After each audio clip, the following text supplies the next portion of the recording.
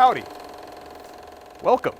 If you are watching this series, you are probably already at least a little familiar with the incredible events that took place on October 13th, 1917 in Fatima, Portugal. For those of you who are not, well, here's a brief introduction.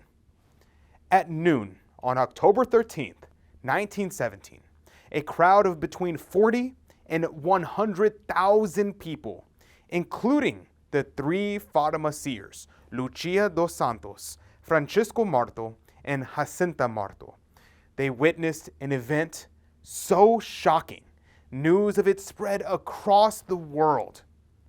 The event was so incredible, it has cemented itself as one of, if not the most credible, examples of modern miracle known to man.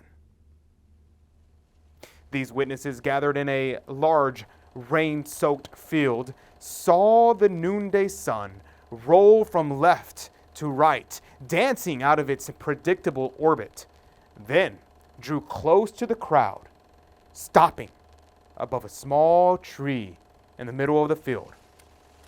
While it moved, the sun changed colors, changing from yellow to red and every other color in the rainbow. Then it returned back to yellow as it drew close to the tree. The witnesses all claim to have been able to look at the sun without pain. The sun was so hot that the field was reported to have dried within minutes. And the thousands of people who witnessed this event all claim to have left the area that day with their rain-soaked clothes completely dry. Now, I'm going to pause for just a second because something just occurred to me. You're watching this video because you love hearing miraculous stories about Our Lady's love. But what about when you're away from your phone and computer or whatever screen you're watching this on? What about when you want to get away from the internet, but you still want to learn about our Lord and Our Lady? Well, let me introduce you to Crusade Magazine. Crusade Magazine is a beautiful, fully color, fully Catholic magazine filled with stories about the saints, cutting edge and current Catholic news, prayer suggestions, and so much more. We at America Needs Fatima designed Crusade Magazine to be a way for you to be inspired, informed, and spiritually fulfilled, especially when you want to get away from your electronics. When you sign up to become one of our Child of Mary members, you automatically receive a Crusade Magazine subscription as one of your gifts. So if you want pages and pages of Catholic content at your fingertips, well, click the link in the description down below to become a Child of Mary and have Crusade Magazine delivered straight to your door. Okay, back to our story. All claim to have left the area that day with their rain-soaked clothes completely dry. How did this happen? Why was Fatima, Portugal chosen to be the location of such an incredible event? Central to this miracle were the three Fatima Seers, Lucia, Francisco, and Jacinta, who received visitations from the Blessed Virgin Mary. Their stories have been told many times and heard by millions of believers. However, their stories are only part of the incredible event. There were thousands of secret witnesses to the Fatima miracle, each of whose eyewitness reports dispel some of the mysteries behind this miracle. Come with me now as we explore this great mystery and meet the secret witnesses of Fatima.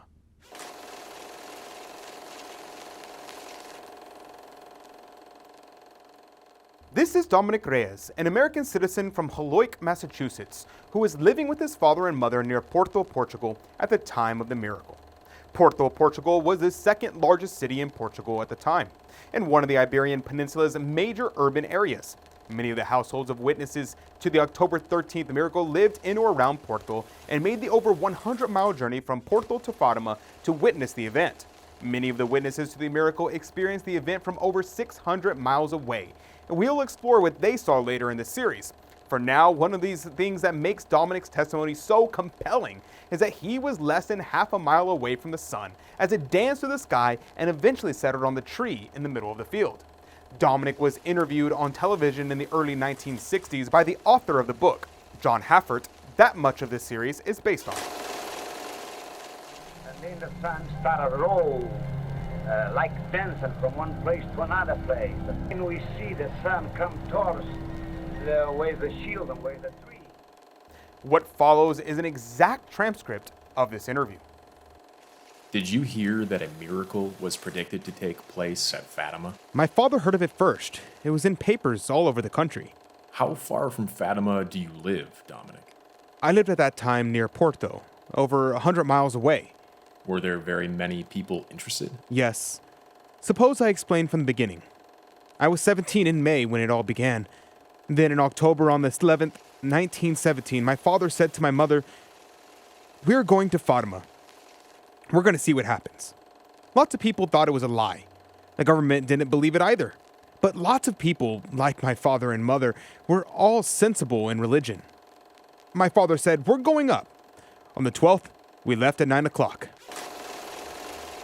Here in Dominic's testimony, we see evidence that the local government surrounding Fatima were resistant to the idea of any citizens traveling to see a miracle being performed.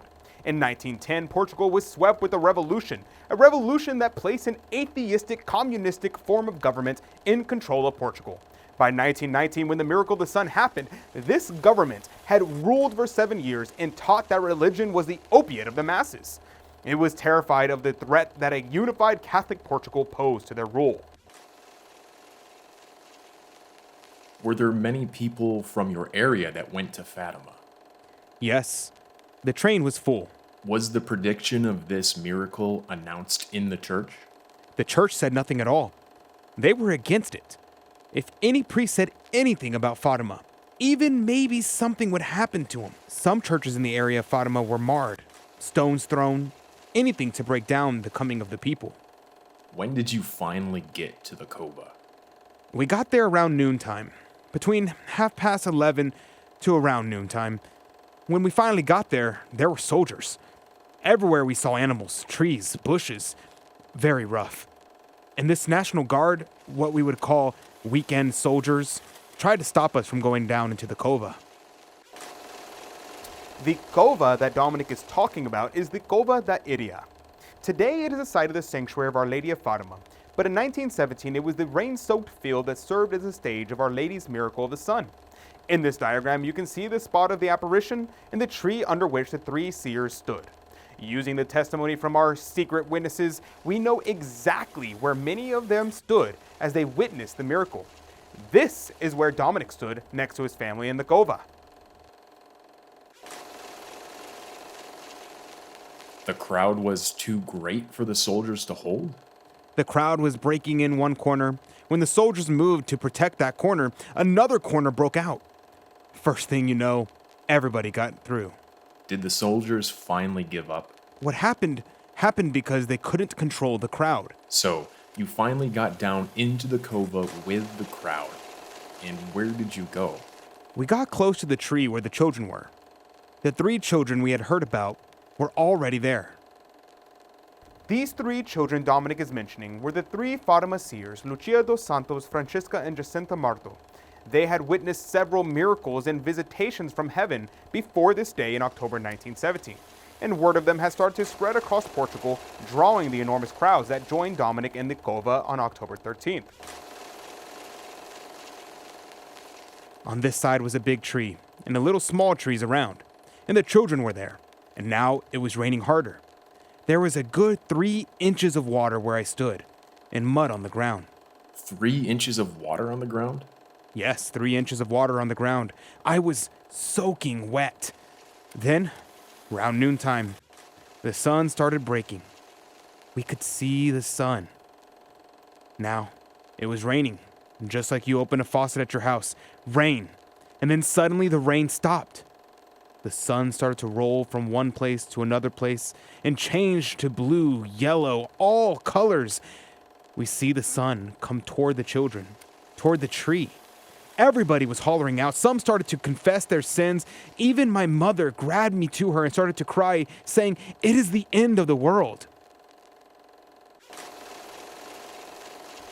This is where we have to end this week's episode. Come back for part 2 when Dominic describes what he saw next and reveals more about the secret witnesses of Fatima.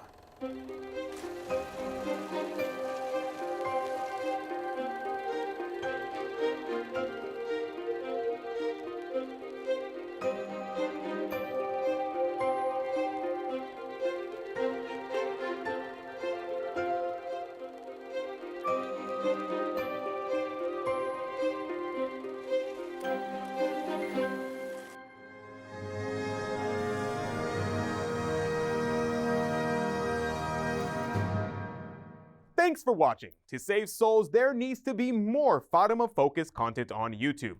If you agree and you want to help me make more videos, please join our special Child of Mary group. As a Child of Mary, you'll get a beautiful Fatima pin, plus inspiring reports on America Needs Fatima work to save souls.